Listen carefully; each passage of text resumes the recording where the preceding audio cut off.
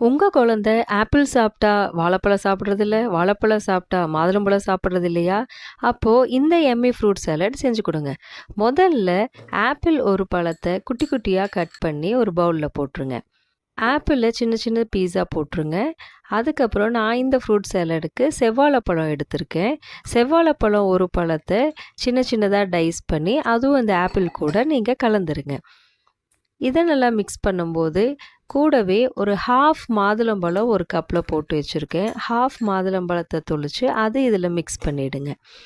So இந்த 3 பழத்தையுமே நம்ம நல்லா மிக்ஸ் பண்ணிவிடுங்க. மில்க் மெய்டு பிடிக்காத குழந்தைங்க இல்லவே இல்லைங்க. ஸோ இந்த ஃப்ரூட் சாலட் கூட ஒரு 3 ஸ்பூன் மில்க் மெய்டு ஆட் பண்ணி நல்லா மிக்ஸ் பண்ணிடுங்க. ஸோ நம்ம மில்க் மெய்டை இந்த ஃப்ரூட் சாலட் கூட ஆட் பண்ணி கொடுக்கும்போது ஃப்ரூட் சாப்பிடாத குழந்தைங்க கூட கண்டிப்பாக விரும்பி இந்த ஃப்ரூட்ஸை சாப்பிடுவாங்க.